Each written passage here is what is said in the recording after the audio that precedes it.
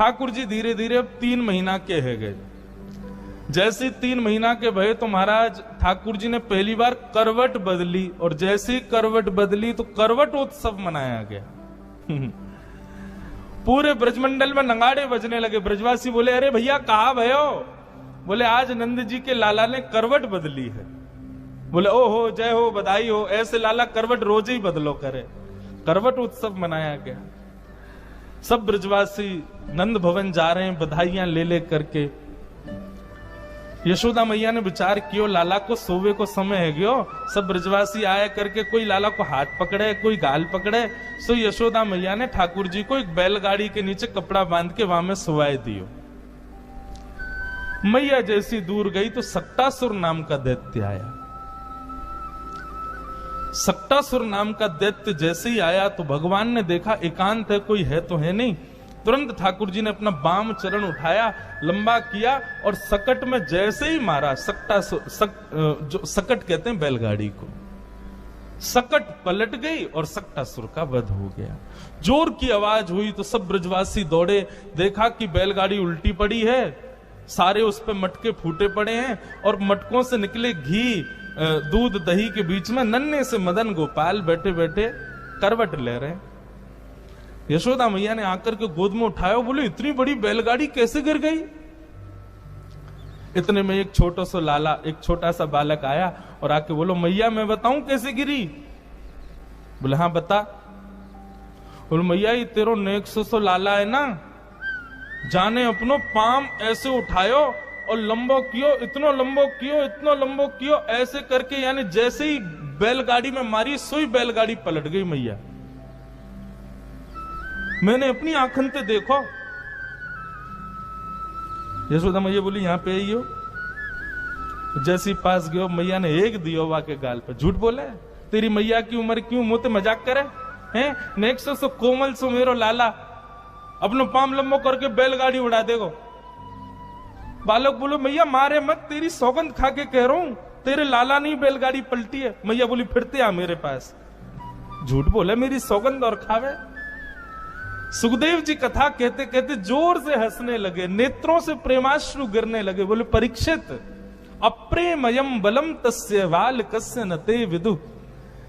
बालक सच बोल रहा है, लेकिन यशोदा मैया का प्रेम स्वीकार नहीं कर रहा। प्रेम का एक सूत्र दे दिया कि प्रेम में प्रेमी के अद्भुतताएं स्वीकार नहीं होती। प्रेमी चाहे कितना भी अद्भुत हो जाए, लेकिन दूसरा प्रेमी सदा उसको सहज भाव में ही स्वीकार करता, उसको उसके अद्भुतताओं पर कभी नहीं रीझता। बेटा डीएम बन जाए, एसडीएम बन जाए, नेता बन जाए, लेकिन जब घर आता है ना, माँ का तब भी मन होता है कि ये मेरो लाला है, मेरो बालक है, मैंने इसको चलना सिखाया, बोलना सिखाया। अब हम हैं, पूज्य महाराज जी हैं, हम लोग अब कहीं भी जाते हैं तो निश्चित है सब लोग प्रणाम करते हैं, वंदन करते हैं, पर इन सबसे परे जब अपनी माँ के पास जाते हैं, हमारे साथ तो होता है, आज भी महाराज जी के संग भी होता ही होगा, माँ का भाव तो ये रहता है कि मेरे पास बैठ जा, आजा, थोड़ी देर आराम कर ले। हम 1.5 2 महीने बाद कथा करके जाते हैं तो मैया के बहुत बन गए हो महाराज, चल अब बैठ जा, नेक देर मेरे पास बैठ, मेरे हाथ से भोजन कर ले, चल आजा। माँ कभी आपको आपके श्रेष्ठ रूप में स्वीकार नहीं करती। ये प्रेम का स्वरूप है बंधुओं। प्रेमी सदैव आपके स्वभाव पर रीझता है, आपके प्रभाव पर नहीं।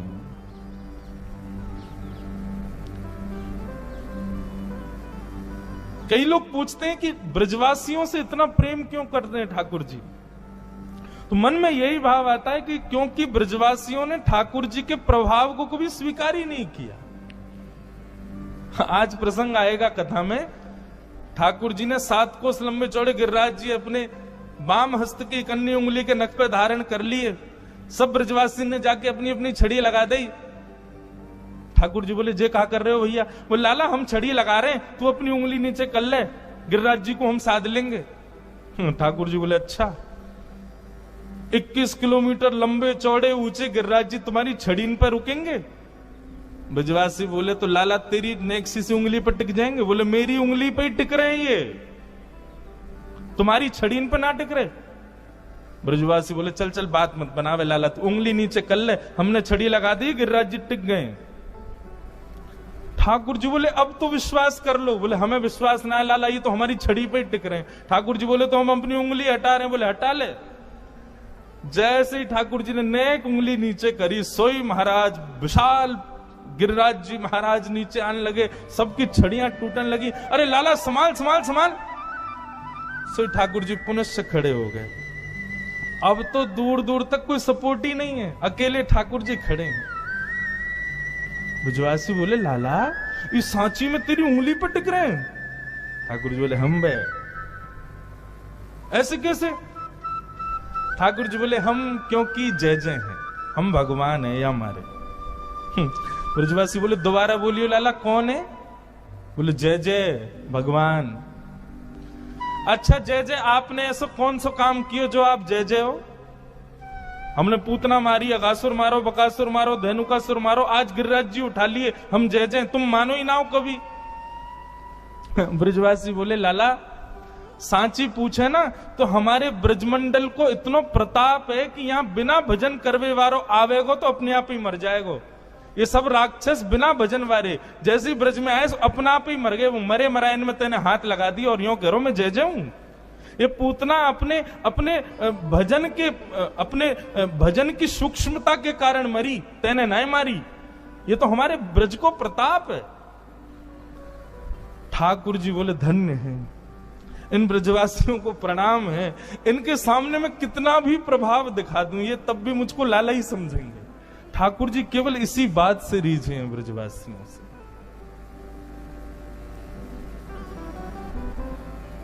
प्रेम में प्रभुत्व नहीं होता, प्रेम में प्रभाव नहीं होता, प्रेम में विशेष आपके आकर्षण के केंद्र बिंदु नहीं होते। प्रेम में तो आप जैसे हो वैसे स्वीकार हो, और वो ब्रजवासियों ने दिया है ठाकुर जी को।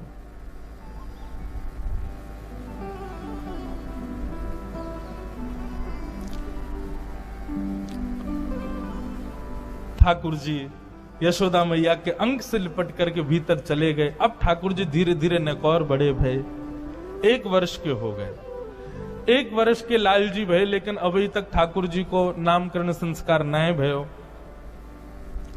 तब श्री गर्गाचार्य जी महाराज आए और गर्गाचार्य जी महाराज ने आकर के ठाकुर जी का नामकरण संस्कार किया। बड़े भैया का नाम राम रखा, पर बल की अधिकता होने के कारण उनको सब बलराम कहेंगे बता दिया। जैसे ही छोटे लाला के नामकरण की बारी आई, रोहिणी मैया की गोद में कृष्ण बैठे हैं और यशोदा मैया की गोद में बलराम जी बैठे हैं। तो पहले तो नाम बलराम जी का रखा, बोले मैया इनका नाम मैं राम रखता हूं, पर बल की अधिकता के कारण सब बलराम कहेंगे। और रोहिणी मैया के गर्भ में बैठे लाल जी को देख करके गर्गाचार्य जी महाराज की समाधि लग गई।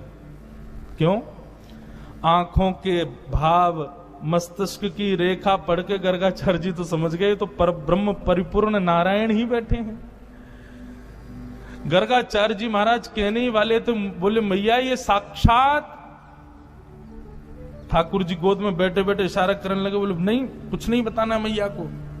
इतने में ही बदल गए और बोले नारायण समो गुणई।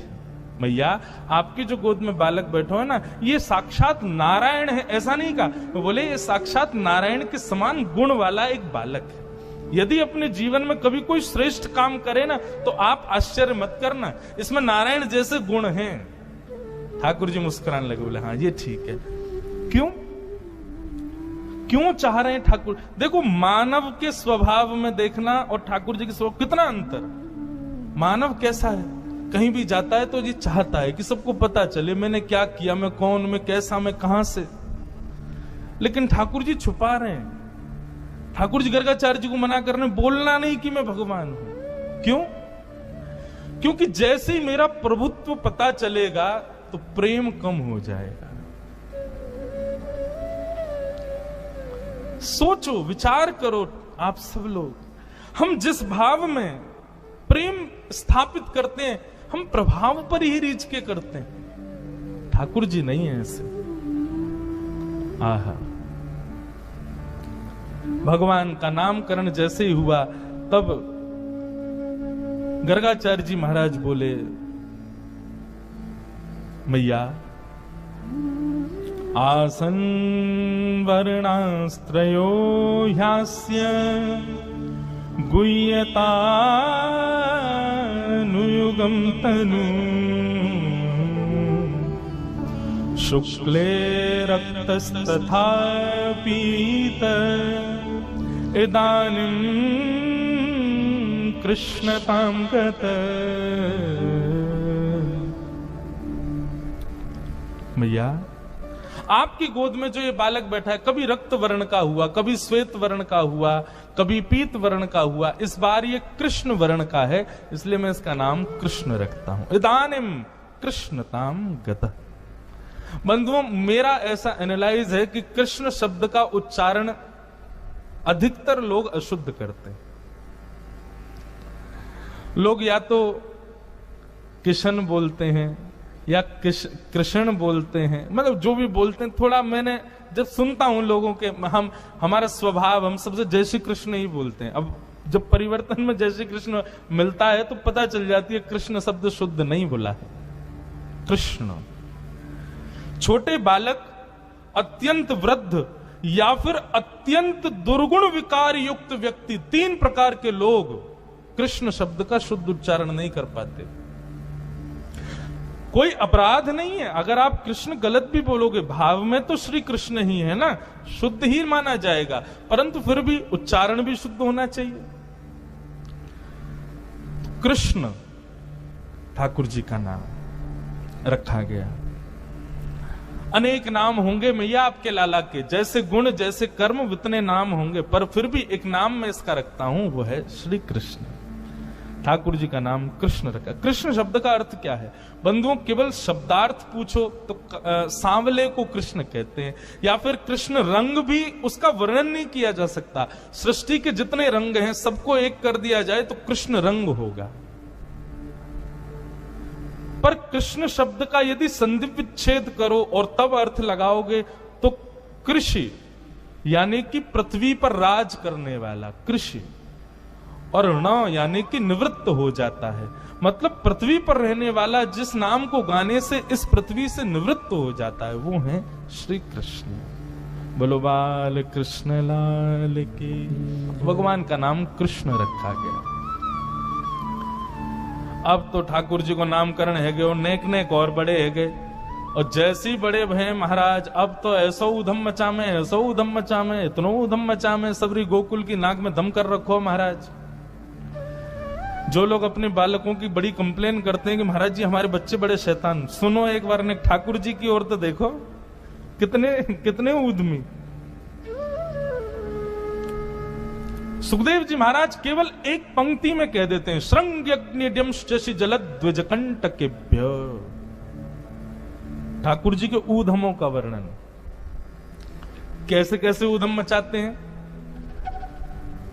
गौशाला में 9 लाख गायें हैं नंद बाबा के यहां, और 9 लाख गायों का कितना दूध, कितना घी, कितना मक्खन होता होगा, विचार करो। पूरा गोकुल भी यदि पान कर ले तो उसके बाद भी बचता तो होगा, तो बचे हुए घी का क्या करते हैं नंद बाबा? तो अपने 9 लाख गैयाओं के खुर और उनके सींगों में जाकर के उसका बढ़िया लेप लगाते हैं। आज ठाकुर जी और बलदाऊ बाबा दोनों पहुंच गए और गौशाला में बैठी हुई गैया को एक सींग पकड़ो ठाकुर जी ने, दूसरा सींग पकड़ो बलराम जी ने, नेक नेक से हैं, बैठी है गैया। अब दोनों वाकू हिलाने लगे। अब जैसे जैसे हिलाई, थोड़ी देर तो गैया ने कछुनाएं कही, लेकिन नेक देर में गैया जैसी खड़ी भई, गैया के खड़े है तो एक तरफ ठाकुर जी लटक गए, दूसरी तरफ बलराम जी लटक गए। अब बाकी सींगन में लगो मक्खन, हाथ चिपचिपे। अब वो हाथ छूटे, मैया बचाइयो, मैया देख तेरी गैया मोकू मार रही है। तो तला के ठाकुर जी बोले, अच्छा गैया भी तो जानती है ना कि श्याम सुंदर है, तो गैया भी लेके जावे जहां पे गोबर को ढेर, गोबर के पहाड़ हैं, वहीं लेके जावे। बोले आओ बड़ो आनंद करो, सुबह सुबह मेरे सींगन पे चढ़ जाओ, चलो ठाकुर जी आपको आनंद कराऊं। और गोबर के ढेर के पास जैसे गैया पहुंचा, इतने में ठाकुर जी के हाथ चीखने हैं कि छूट जाएं और ठाकुर जी गले गले तक गोबर में जाके धस जाएं। यशोदा मैया आवे सो यहां तक ठाकुर जी गोबर में धसे हुए, केवल मुख दिख रहा है। मैया ने कहा, रे लाला कितनों सजाओ, कितनों सुंदर बनाओ, घूम फिर गया गोबर में ही आके खेले। मुझको तो ऐसा लगे तू कहीं पूर्व जन्म को सूकर तो ना है। ठाकुर जी मंद मंद मुस्का के बोले, मैया भगवान के 24 अवतारन में जो बराह अवतार हो ना वो मैं ही हो। मैया बोली, हम बे तू ही तो हो, मौत होवा आवे ना भगवान बने हमारी जान को। ठाकुर जी बीच बीच में सत्य भी बोल जाते हैं, लेकिन यशोदा मैया स्वीकार नहीं करते। श्रृंगी, अग्नि, द्यमष्टि, और द्यमष्टि तो इतना विचित्र है। ठाकुर जी क्या करते हैं, जैसे ही गैया के बछड़ा होता है सोई ठाकुर जी वहां को मुंह खोले, वहां के दांत गिने या के कितने दांत हैं, और फिर रोते रोते मैया के पास जाए, बोले मैया वाकई तो इतने सारे दांत हैं, मेरे 2-3 ही दांत क्यों? अभी ठाकुर जी की 2-3 ही दतुइयां निकली हैं। यशोदा मैया कहें, लाला तू दूध पिए कर, देख वो पूरे दिन दूध पीवे, हमारे वहां के दांत आ गए। तो ऐसे ठाकुर जी दांत गिनते हैं। कभी कोई बंदर मिल जाए, को मुंह खोल के दांत गिने, या कि कितने दांत हैं, फिर अपने गिने। जैसे ही अपने कम लगे सोई रोमे मैया के पास जाकर, मैया मेरे एक दांत कम है, देख वह बंदर को ज्यादा है। ऐसा ऐसा ठाकुर जी लीला करें। इन सब लीलाओं को देख के सुन के यशोदा मैया का और प्रेम होता है लाल जी से। द्विज ठाकुर जी का एक स्वभाव, और गोकुल में घूमेंगे, कोई संत मिले, कोई ब्राह्मण मिले, तो रास्ता में वासे मिलते ही कहेंगे, अरे आप यहां को घूम रहे हो, नंद बाबा आपकी प्रतीक्षा कर रहे हैं घर पे, यशोदा मैया ने 56 भोग बनाए आपके काजे, अरे जल्दी जाओ वहां प्रतीक्षा है रही है, हमारी मैया सवेरे तो भूखी, जब आप प्रसाद पाओगे तभी पाएंगी। ब्राह्मण बोले, मेरी प्रतीक्षा कर रही, जबकि ऐसा कुछ है नहीं। ठाकुर जी जबरदस्ती पूरे गोकुल को न्योत आते हैं कि आज तो यशोदा मैया तुम्हारी प्रतीक्षा कर रही है, जाओ भोजन पाओ। मतलब यशोदा मैया कहें, लाला मोए बता तो देकर तू कौन कौन को न्योतो दियावे, पूरे दिन यहाँ पे भीड़ लगी रे। मैया मैं तो यूं चाहूं कि तू पूरे दिन बस लगी रे, हमारे घर में अन्नपूर्णा मैया सदा विराजमान रहे, ब्राह्मणों को खूब भोजन करा, संतन को खूब भोजन करा, मैया तेरो दान पुण्य कभी खत्म ना हो, मेरी तो ऐसी भावना है।